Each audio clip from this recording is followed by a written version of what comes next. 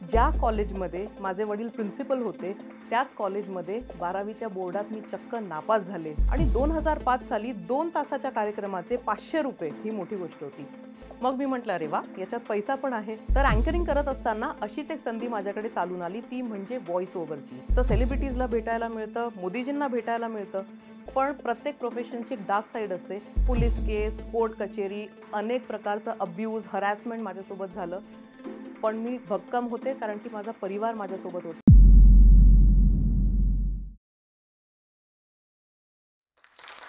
Covid काळात 2 वर्ष event industry संपूर्णपणे बंद होती. रोजचा खर्च, मुलाची शाळेची प्रचंड मोठी फी आणि त्याचसोबत इन्व्हेस्टमेंट्सचे फिक्स्ड रक्कम हे भरायचं कुठून असा खूप मोठा प्रश्न पडला होता. आणि त्यावेळेस बँक अकाउंटमध्ये फक्त 3,000 रुपये शिल्लक होते.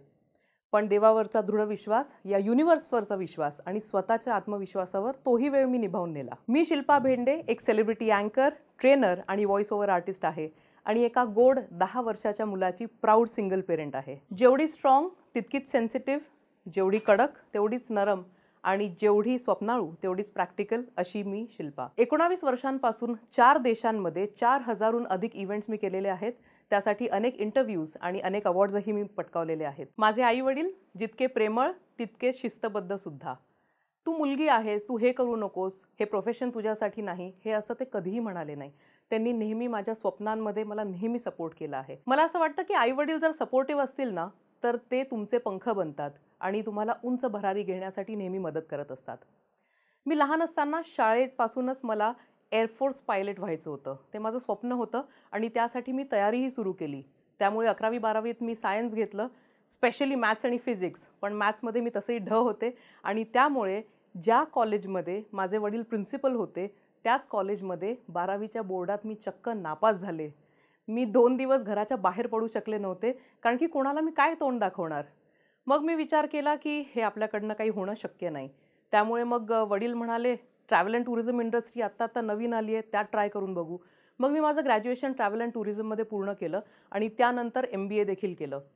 पण आता तुम्ही म्हणाल की तू 11वी-12वी सायन्समध्ये केलं, त्यानंतर ट्रॅव्हल अँड टुरिझम केलं, MBA केलं, मग हे अँकरिंगमध्ये कसं काय आली? त्यामागे पण एक भन्नाट स्टोरी आहे. 2005 साली रोटरी क्लबचे माझे वडील मेंबर होते आणि त्यावेळेस सगळ्या मेंबर्सनी असं डिसाईड केलं की 31st न्यू इयरचा कार्यक्रम अतिशय छान असा रंगवायचा. मग काय आम्ही लागलो तयारीला. काही लोक म्हणाले आम्ही डान्स करणार, कोणी स्किट करणार, कोणी गाणं म्हणणार. मग प्रश्न आला की याचं सूत्रसंचालन कोण करणार? आणि सगळ्यांनी बोट माझ्याकडे केलं. बरं, मला त्याबद्दल काहीच माहिती नव्हतं. मग म्हटलं चला, चॅलेंज ॲक्सेप्टेड आणि मी लागले तयारीला. स्क्रिप्ट लिहून काढली, 15 ते 20 पानं, एक एक शब्द, एक एक शायरी, एक एक कविता लिहून काढली आणि तो कार्यक्रम आम्ही सगळ्यांनी मिळून अतिशय सुंदररित्या पार पाडला. मग माझे वडील आम्ही घरी जात असताना म्हणाले, तुझं भाषेवर प्रभुत्व आहे, कॉन्फिडन्स आहे तुझ्यामध्ये, तर तू अँकरिंग हे प्रोफेशनली का नाही करत? बरं, त्या काळी नाशिकसारख्या छोट्याशा शहरात प्रोफेशनल अँकर हे करिअर ऑपॉर्च्युनिटी असू शकतं हे कुणीही विचार केला नव्हता. पण मी म्हटलं चला करून बघूया. आणि जसं म्हणतो ना की जेव्हा आपण एखादी गोष्ट युनिव्हर्सकडे मागतो ती आपण कुठे ना कुठे मॅनिफेस्ट करत असतो. मला एका बर्थडे पार्टीची एन्क्वायरी आली. मी अजिबात विचार केला नव्हता की मला त्यातनं पैसा मिळणार आहे. पण ती बर्थडे पार्टी केल्यानंतर माझ्या हातात एक लिफाफा देण्यात आला आणि तो उघडून बघितल्यावर चक्क त्यात 500 रुपये होते.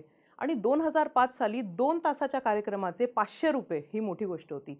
मग मी म्हटलं अरे वा, याच्यात पैसा पण आहे. मग मी विचार केला की याला फुल टाईम प्रोफेशन बनवण्यात काहीच हरकत नाही आहे. तर त्या दिवसापासून बर्थडे पार्टी, त्यानंतर एका छोट्या कंपनीपासून मोठ्या मल्टीनॅशनल कंपनीपर्यंत Marathi industry, Bollywood celebrities, motorsport events, political events आणि नुकतंच आपल्या भारताचे पंतप्रधान श्री नरेंद्रजी मोदी यांच्यासाठीही मी इव्हेंट केला आणि त्यानंतर कधीही मागे वळून बघितलं नाही. तर तुम्हाला वाटेल अरे वा, काय मस्त फील्ड आहे, सगळ्यांना भेटायला मिळतं, सेलिब्रिटीजला भेटायला मिळतं, मोदीजींना भेटायला मिळतं.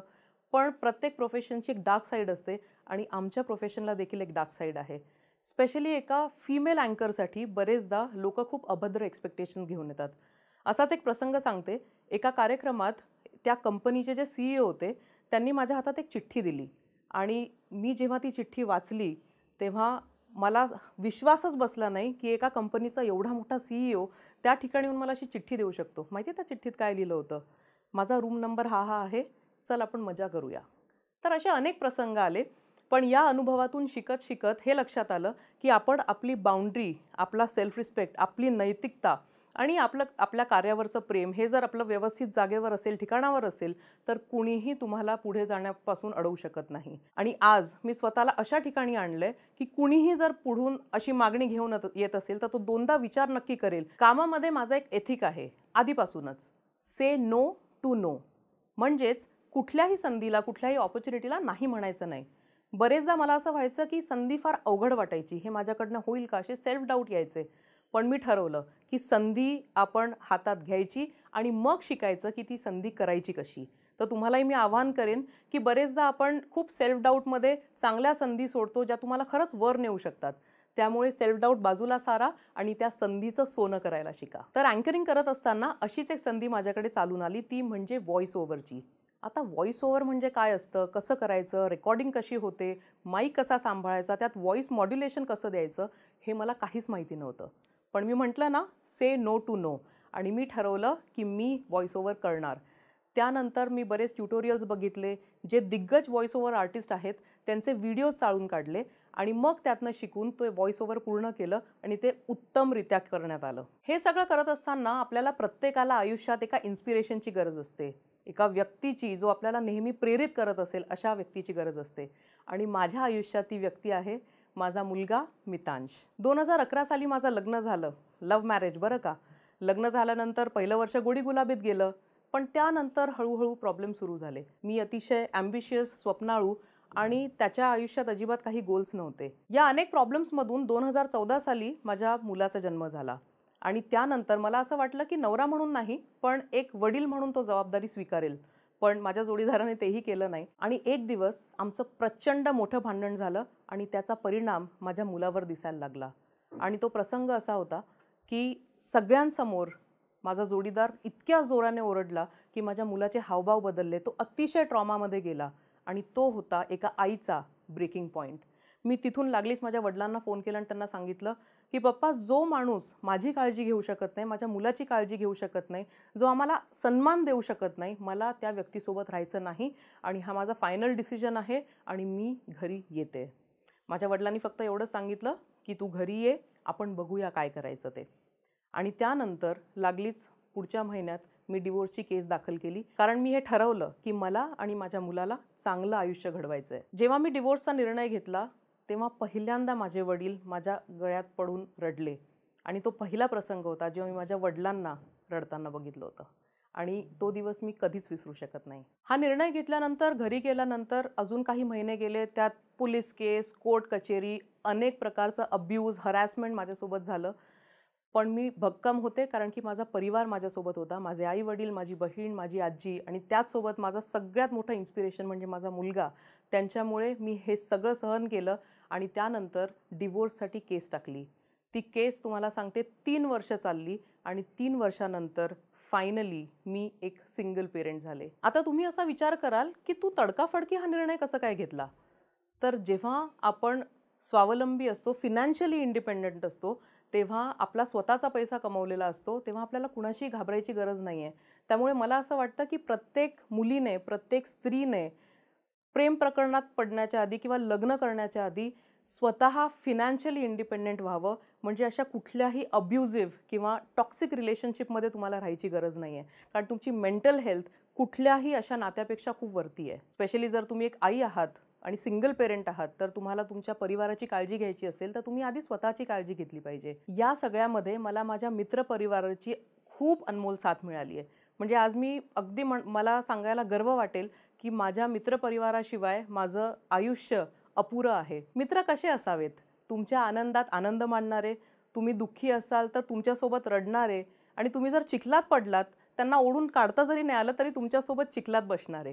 आणि अगदी असेच मोजके पण अतिशय चांगले मित्र माझ्याकडे आहेत आणि मला असं वाटतं की ते माझ्यासाठी थेरपिस्ट होते या सगळ्या प्रोसेसमधनं बाहेर पडायला.